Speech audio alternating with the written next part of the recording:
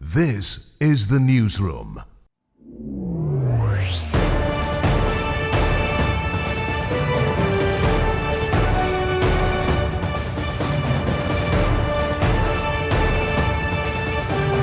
This is the newsroom for today, Tuesday, December 2nd, 2025. We are broadcasting to you on E1 SKAR TV, NTN, and TARZEE TV in Bartica. In the headlines, drivers who fail to comply with Guyana's new vehicle tint regulations by December 31st will face a $75,000 fine. Region 3 roads are now fully monitored with new automated speed cameras and radar signs under the expanded Safe Road Intelligence System.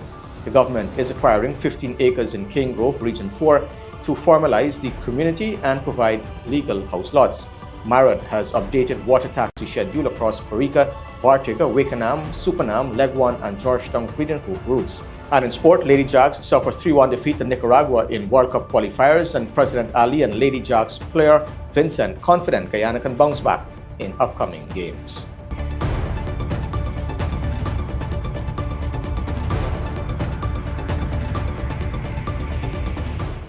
With the news, I am Avinash Ramzan. Thanks for joining us. We start off by telling you that police will be equipped with tint meters during on-spot checks, and drivers who fail to comply with the revamped tint rules by December 31st, 2025 will face a $75,000 penalty under the government's tightened enforcement plan. Under updated rules, all motor vehicles are now permitted tint with no less than 35% light penetration, and drivers will no longer need a standard tint waiver. Motorists who fail to meet the new tint standards by the end of 2025 will face immediate testing and hefty penalties as authorities prepare to enforce stricter regulations on vehicle window tints. Minister of Home Affairs Unij Waldron recently made this disclosure during an interview. She explained that the existing legislation will be amended to support the updated enforcement plan. Waldron said the amendment has already been drafted and is intended to bring clarity and ease to the public as the new tint regime takes effect. There will be tint meters. The police officer will have specific meters to test your tint on the spot. And if you're found not to be in compliance, then there will be a heavy fine, $75,000 being levied for not having your tint in compliance. In the amendment, we will outline the regime and on which how we're going to execute the compliance. We will outline the categories of persons that will be exempt. It will outline how enforcement will be rolled out in terms of the tint meter, how that is be calibrated, how that's going to be executed, the fine period for the fine. So it's going to outline the entire regime, compliance and enforcement in the amendment.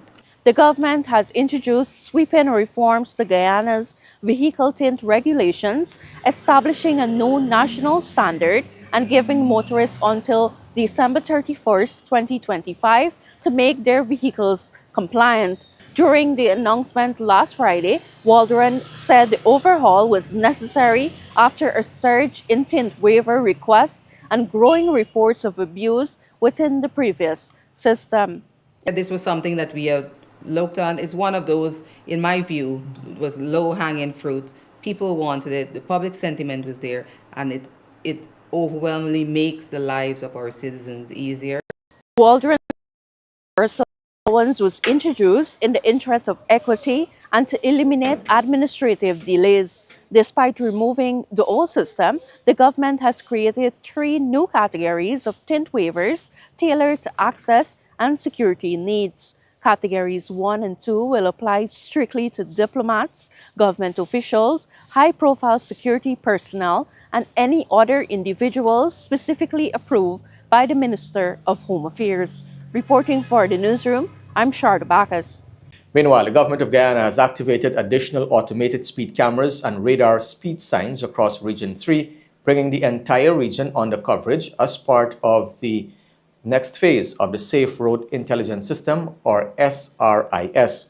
The SRIS project, jointly managed by the National Data Management Authority and the Guyana Police Force, aims to strengthen road safety, reduce reckless driving, and curb accidents along one of the country's busiest traffic corridors. This expansion introduces more radar speed signs and high-definition cameras at strategic locations, including major intersections, high-traffic routes, and accident-prone areas. The system automatically detects speeding violations and notifies drivers through SMS or email, while physical tickets will be mailed to those without digital contact information. President Irfan Ali emphasized that the initiative is about safety, not revenue. He said, and I quote, "This system is designed to make our roads safer, smarter, and more secure for all Guyanese," end quote. Motorists are urged to observe speed limits, pay attention to the newly installed radar signs, and exercise caution, especially in densely populated or high-traffic zones. Drivers can check for outstanding tickets online at speed.gpf.gov.gy and make immediate payments to avoid illegal proceedings. Those who fail to settle fines may face court action, and continued non-compliance could result in arrest warrants and further penalties. The expansion of the SRIS in Region 3 marks another step in the government's push for technology-driven law enforcement, aiming to save lives and promote responsible driving across Guyana.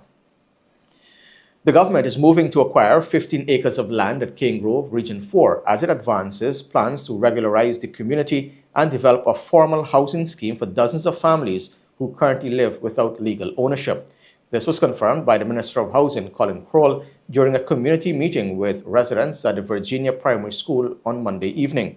Crowell reiterated the administration's commitment to ensuring Cane Grove residents can secure their own house lots.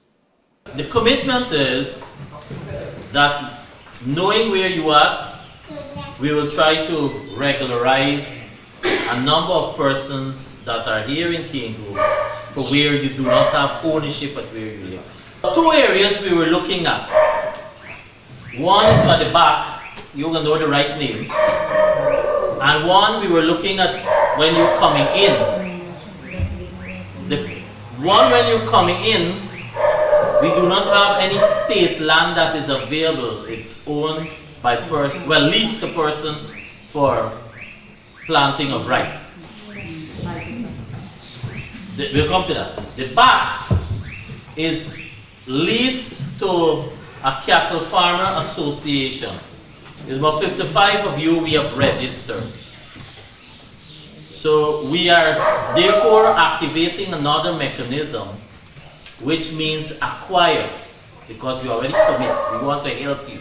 You have a government, you live here, we recognize that you want a better environment for yourself, you want your children to come up in their own home, and we want to help you. So we will activate two mechanisms. We have one with the Cattle Farmers Association. We will engage there. We have to get the owner. We're not aware who is the person, so that we have to do some research. And then we are at the other portion, either way, whichever one we can get. If someone will be able to, or willing to be a good Samaritan, and we can compensate too, of us to be able to acquire a small portion of at least about 15 acres of land to allow for us to develop a housing scheme. And this is something we will work on. Now, the Maritime Administration Department, or MARAD, has announced updated operating hours for water taxis across several routes in Guyana. Effective December 1st, the Parika to Bartica service will operate from 5:30 a.m. to 5 p.m. Meanwhile, the Parika to Wakenaam and Supenaam and Parika to Leguan services will run from 5:30 a.m. to 5:30 p.m. For water taxis operating along the Demerara River between Georgetown and Vreed-en-Hoop, extended hours are allowed, with operations continuing until 8 p.m. MARAD emphasizes that these hours take effect immediately and will remain in place until further notice. Commuters are encouraged to plan their travel accordingly and stay updated on any future changes. The Guyana Digital Health Training Institute was officially launched on Tuesday as a transformative initiative funded through the Greater Guyana Initiative and designed to modernize the country's healthcare system. The institute is being rolled out in partnership with Mount Sinai. In its first 3 years, the Ghana Digital Health Training Institute will train some 250 professionals in user support, health IT, data science, and digital systems management. This will create new career opportunities that elevates the quality of care, empowers every healthcare provider, and ensures that patients across the country benefit from modern, high-quality medical services. Executive Director of the Mount Sinai Guyana Health Initiative, Dr. Rachel Vreeman, described the Institute's opening as a defining milestone in Guyana's health sector. Through the Digital Health Training Institute, we are not simply offering technical skills, but we're investing together in a generation of leaders who are going to guide Guyana's healthcare system into a new era.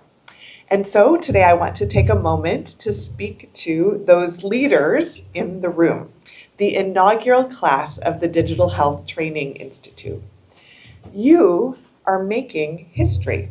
You are the first chapter in a story that will be told and retold about how Guyana is building a new workforce, a new sector of expertise, and a new model for digital health, not only for Guyana, but for the Caribbean and for the rest of the world. Minister of Health Dr. Frank Anthony highlighted the importance of digital technology in improving health services and explained that while technology and equipment can be purchased easily, meaningful transformation depends on having trained people to operate and manage these systems. And that is why it is so important that we invest in training persons not only here in Region 4, but from all the different regions. And once we complete that training, they'll have a job with the ministry. This project is going to take care of them for the first 3 years, and then the ministry is going to bring them in the ministry's employ, and they become permanent employees of the ministry. He added that the ministry is rolling out many new digital applications and trainees will be equipped with a wide range of skills to support the various software and platforms being introduced. Dr. Anthony assured that graduates of the program will be offered permanent jobs within the Ministry of Health. For Newsroom, Isanella Patwo. More news still ahead. Stay tuned. You're watching the Newsroom.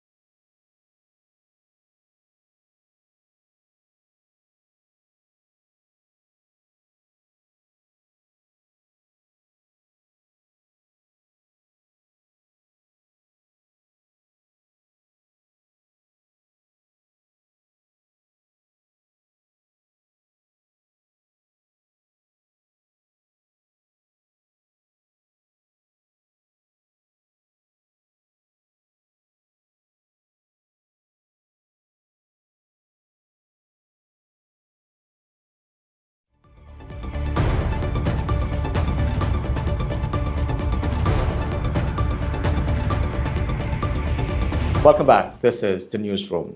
Through the Office of the First Lady, Arya Ali, another major step towards economic empowerment has been taken to ensure that persons with disabilities are included and able to benefit from the same services available to all Guyanese. This initiative will see partnerships with GPL, GWI, ENET, One Communications, MMG, MoneyGram, and Western Union, all of which will begin offering a suite of services at the Center for Equity, Opportunity and Innovation at Palmyra. These partners have also committed to hiring at least one person with a disability to manage each service kiosk. What we're launching today is one facility, but the center has already done a lot of remarkable work. The center has already launched a series of training programs in partnership with the Board of Industrial Training, and I'm advised that almost 100 persons have already been trained. Persons living with disabilities have already been trained in a wide range of areas and are producing goods and services in a wide range of areas with the new skills that they've acquired. This latest initiative is, of course, an addition to that.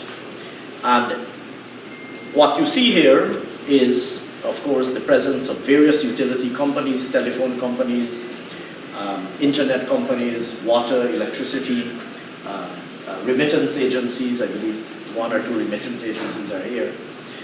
This is the latest addition to what this center is offering. And what it offers is not only a one-stop shop where people can come and enjoy easier access to services. Every single citizen of Guyana can come in, walk through these doors, come in here, and have access to a full-service desk from every single utility company. That alone is a remarkable achievement. There are very few places where you can enjoy this kind of convenience. And then on top of that, every single one of the companies participating in this initiative has committed to employing at least one person living with disability to man their full service station. This is not just a facility where persons with disabilities will be employed and persons will be able to access services. What we need to consider is that very often persons with access challenges, those individuals that uses wheelchairs and so forth, are unable to go to most of the existing facilities to pay their bills, to make a query, or to collect their overseas remittances. They have to send someone with an authorization. Now they can do so in a facility that is fully accessible. And that's a plus that a lot of us probably didn't think of. That we're going to provide the employment and the service here, but it's also in a facility that is very much accessible. This here ensures that persons with disabilities that were employed here, they now have permanent employment through these companies. And I hope it's a start, and most of these companies here are private sector agencies, and I hope other private sector entities will see this and ensure that they too can come on board to employ more persons with disabilities.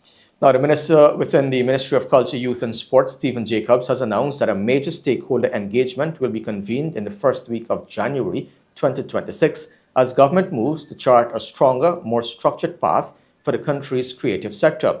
Speaking at an event on Saturday, Jacobs said that the meeting is set to bring together artists, performers, entrepreneurs, producers, and other players in the cultural space and will focus on developing a unified plan to elevate Guyana's creative industries and strengthen the nation's orange economy. Recently, you would have heard His Excellency's announcement on the orange economy. We understand what is the orange economy. The creative industry. And Guyana is so uniquely placed, and our orange economy is really and truly anchored by our culture. And we would understand that we have 6 beautiful races here with different culture, so we have the diversity.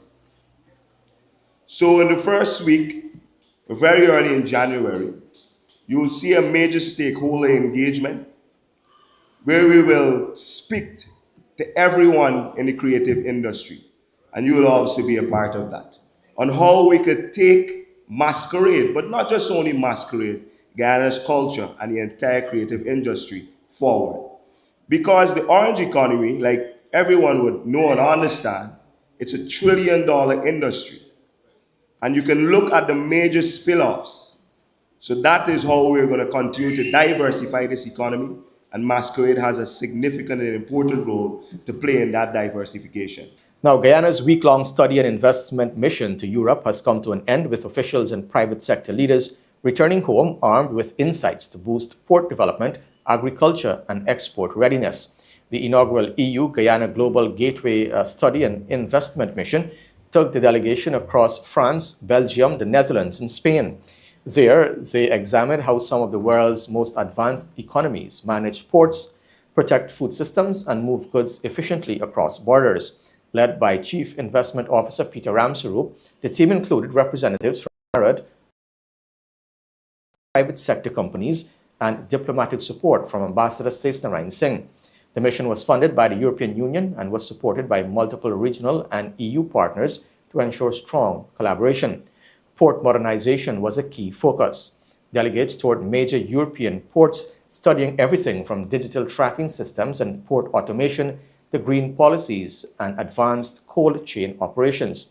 Insights from these visits are expected to influence Guyana's deepwater port, shipyard upgrades, dredging operations, and maritime governance. Agriculture was another priority. At Wagenaam University in the Netherlands and IPAFA Campanellas in Spain, the delegation explored climate-resilient crops, agrivoltaic, smart irrigation, and modern shade house designs. Agro-processors also studied cold chain systems and shelf-life extension techniques essential for boosting exports. Ramsaroop emphasized that the mission was about learning and adaptation, not negotiations. The mission has laid the groundwork for a new era of collaboration, positioning Guyana and the wider Caribbean to compete more effectively in global markets while advancing food security and modernizing maritime systems. When the newsroom returns, a financial, weather, and bridge report along with sport. Stay tuned.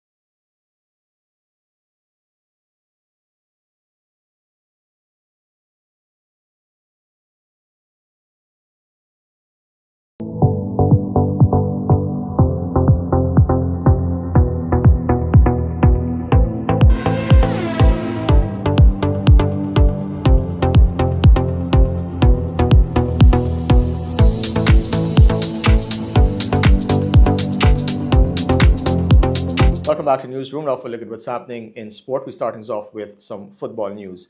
The Lady Jags began their CONCACAF Women's Qualifier campaign for the 2027 FIFA World Cup and the 2028 Olympics with a 3-1 defeat to Nicaragua on Monday evening. The defeat at the National Track and Field facility was marked by defensive lapses. Nicaragua struck early in the 3rd minute via Sheila Flores after an errant back pass. Guyana equalized when Annalisa Vincent scored with a towering header in the 18th minute. However, Nicaragua regained the lead before halftime through a solo effort from Nuria Marquez, and Doria Aguilar sealed the 3-1 victory early in the second half. The loss leaves Guyana, ranked 12th in CONCACAF, facing an uphill battle in competitive Group B, where only the winner advances to the final qualification stage. Nicaragua now holds 2 wins in the group. The Lady Jags' next fixture is against Dominica in February 2026. Meanwhile, Annalisa Vincent is confident the Lady Jags can regroup and deliver a much improved performance in their World Cup qualification campaign, despite starting with a disappointing 3-1 defeat to Nicaragua. The Lady Jags went down to their Central American opponents on Monday evening at a National Track and Field facility in a match many pundits expected them to win. Vincent, one of Guyana's key attacking components, provided the team's sole goal, finding the net with a towering header. However, costly defensive lapses and a lack of clinical finishing placed the team immediately on the back foot in the opening round of the CONCACAF Women's Qualifiers. The Lady Jags are scheduled to host Dominica in their second Group B fixture in February 2026, where they will desperately seek their first points of the campaign. Their other opponents are Antigua and Barbuda and the formidable Jamaicans. Annalisa, let's tell me, I know not the result you would have wanted, especially given you were expected probably to win this match on paper, but how do you feel about your performance and what the team needs to do against the result? I think individually, I think I did what I had to do, just that it takes a team effort and we just didn't show up tonight. I guess we regroup and become better again. You probably, you're happy with the local core. I know you're a local player that started here and you're gone overseas. Happy to see that some more of your, I guess, your colleagues and you're making it in. national team? Yeah, that's something great. Because like back then, you know, like we really didn't have locals. I think now we have more locals addition to the team, which says a lot that the program is growing, and hopefully we continue building and have more locals. Listen, on any pressure as one of the, I guess, the more prolific forwards in the team, in this situation where you're behind goal difference has become key, or any pressure gets going forward to get goals? I think not really. I think I'm. So, like I said, it's a team effort, and I think we're going to regroup and we're going to be better. One more from me, Annalisa. Your last game coming around 2024. A long time to not play international. A long time to not play international football. So in the grand scheme of things, do you think that this performance was probably good from the Lady Jags, given that you guys haven't had an outing and haven't had an international friendly since then? Yeah, I mean it's a disadvantage, and it's something that we need to work on because like there's so many internationals and we get so limited time to prepare. But I think the results tonight, it wasn't what we expected, but I think we're happy with our performance. Meanwhile, President Irfan Ali has rallied the Lady Jags, urging the national women's team to, quote-unquote, believe in yourself, following their disappointing 3-1 loss to Nicaragua in the opening round of the CONCACAF Women's Qualifiers. President Ali was a keen spectator at the National Track and Field facility on Monday evening and spoke with the squad after the final whistle. Despite the defeat, the president's message focused on confidence and regrouping for the remaining fixtures. The defeat means that the Lady Jags now desperately need points in their next Group B matches, which include a home fixture against Dominica in February 2026, followed by away matches against Antigua and Barbuda and Jamaica. We look forward for improvement, of course, but more importantly for you to believe in yourself and to continue working. We believe that you can still pull off some upsets in this tournament. I've been following this tournament. I have tremendous belief in the girls. In the women football team, you guys are ranked in a good position, and I believe that you have the talent, you have the ability, and we're going to back that talent and ability. I spoke to the president of the federation to tell him how we're going to support you guys. So we look forward, for the continued good performances, strength in character. The greatest thing in sports is that when you get this result in your first match, you have to dig deep, strength of character, and come back harder and stronger. Come back harder and stronger to be the number one team in the group, And I believe that you guys have the capacity and capability to beat the number one team once you play to your full potential. So I want to congratulate all of you. Thank you for wearing the Guyana colors, the Guyana flag. Thank you for representing Guyana and making us all very proud. Still in football, Guyana's all-time leading goal scorer Omari Glasgow will spearhead Slingers FC's star-studded squad as a guest player for the GFF year-end Super 16 tournament, which kicks off on December 6th and concludes on January 1st. Glasgow, who has netted 23 goals in 35 international appearances, recently added to his tally in Guyana's friendly matches against Bonaire and Antigua and Barbuda. His inclusion marks a major boost for the GFF Elite League champions as they prepare for the knockout competition. According to Slingers FC head coach Jamal Shabazz, the 22-year-old forward received full approval from his Major League Soccer club, Chicago Fire, to feature in the tournament. It will be the first time local fans will witness Glasgow in domestic action since his departure from Western Tigers to the MLS, where he initially featured with the club's next pro side before permanently joining the first team. As one of the top 4 finishers in this year's GFF Elite League, Slingers FC earned an automatic bye to the quarterfinals of the Super 16, along with the Guyana Defence Force, the Guyana Police Force, and Western Tigers. Cricket news now. On a rain-affected opening day of the Test Series in Christchurch, West Indies reduced New Zealand to 231 for 9 in the 70 overs that were possible. A returning Kemar Roach struck with the third ball of the match. Debutant O.J. Shields added 2 wickets, and seamer Justin Greaves also picked up 2 as West Indies made inroads into the Black Caps' batting. The hosts were motoring along solidly at 94 for 1 before Greaves removed both set batters, Kane Williamson for 52 and Tom Latham for 24, to spark a collapse at 148 for 6. It took a 52-run stand between Michael Bracewell with 47 and Nathan Smith 23 to lift the home side beyond 200. Apart from Roach, Shields and Greaves with 2 wickets each, there was one apiece for Jaden Seals, Johan Lane and Ruston Chase. Before the start of play, wicketkeeper batter Shea Hope was presented with a special shirt to mark his 250th game across formats for West Indies. Meanwhile, the West Indies bowling coach Ravi Rampal said he was generally happy with the efforts of the bowling unit on day one in Christchurch, keeping the home team batsmen in check. Rampal stated that his strategy is centered on bowling in partnerships, and that was vindicated by each bowler getting at least one wicket. Yeah, definitely. Having them 9 down, having won the toss and choosing to bowl. We're pretty happy with the effort. When we started with the new ball, if I may go back there, I think we didn't challenge the bat given the conditions, and the ball was moving around a lot. We didn't challenge. We had a lot of leaves in the first session and a half, and then when we reviewed, we came back out and said that we need to challenge the bat a little more. Yes, it was eye-opening saying that they were 90 for 1, but yes, we were looking for that extra wicket to get into the middle. We saw what they did in the ODI series, and we are familiar with their attack and how they operate, banging into that six meter length and using their short ball as well. So just like how we planned, we will have plans. Our batsmen will have our plan to counteract that. And we are big on bowling in partnership, and I'm happy that each bowler, at least pick up one wicket, and that's how we want to grow. We have a young bowling attack, and the more they learn from the senior players, it will be good for our bowling attack going forward. Now, Usman Khawaja's international future is in doubt after he was ruled out of the second test at the Gabba after failing to recover from the back spasms that he suffered in the opening match in Perth.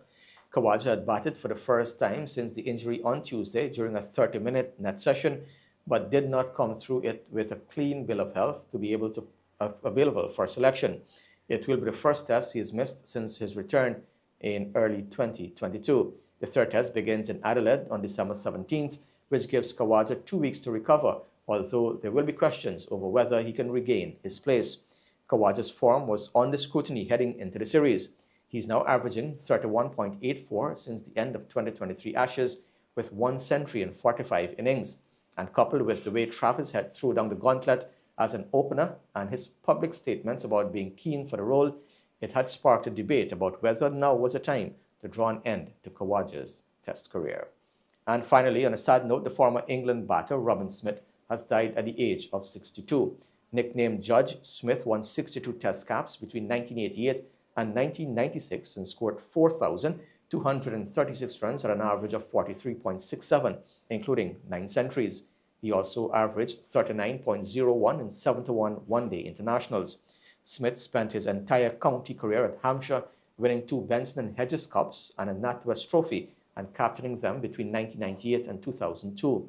He finished his 22-year career in 2003 with 26,155 first-class runs at an average of 41.51. Following his retirement, Smith, who had relocated to Australia, struggled with mental health issues and alcoholism and was hospitalized for several months in 2024. His family said he died unexpectedly at his home in Perth on Monday. The cause of death is unknown. And with that, we've come to the end of the news for this evening. Of course, you can find updates on these and other stories on our website, newsroom.gy, and all social media platforms. On behalf of the entire news team, I am Avinash Ramzan. Thanks for watching. Be safe. See you next time.